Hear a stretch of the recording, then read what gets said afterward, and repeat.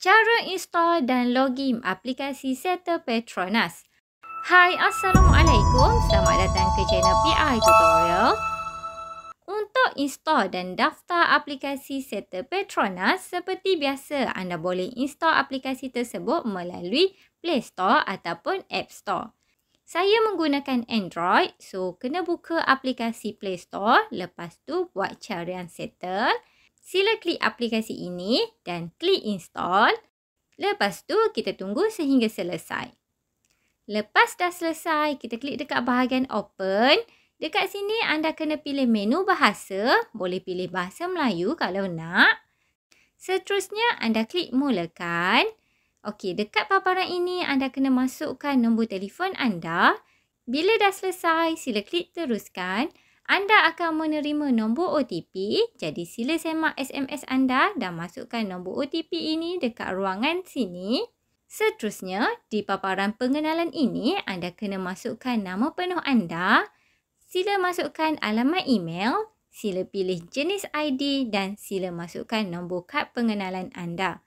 Seterusnya, anda kena klik pada dua kotak yang ini sebagai persetujuan terma dan syarat. Lepas tu, anda klik teruskan. Untuk kod rujukan ini, anda boleh sahaja klik dekat bahagian langkau. Seterusnya, anda kena klik pada bahagian create passcode untuk anda cipta 6 digit passcode anda. So, dekat sini anda kena cipta 6 digit passcode anda sendiri. Pastikan 6 digit tersebut adalah nombor yang sukar untuk diteka. Di paparan confirm passcode ini, anda kena masukkan semula 6 digit passcode yang anda cipta tadi. Dan untuk yang ini, anda klik sahaja pada bahagian link this phone. Seterusnya, sekali lagi anda kena masukkan 6 digit nombor passcode yang anda cipta tadi. Kemudian, anda kena sahkan alamat email anda. Jadi, anda klik sahaja dekat bahagian verify now. Sila masukkan 6 digit nombor passcode anda.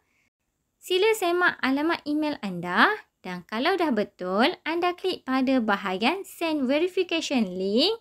Step seterusnya, anda kena buka email anda dan anda cari email daripada Settle. Verify your email address.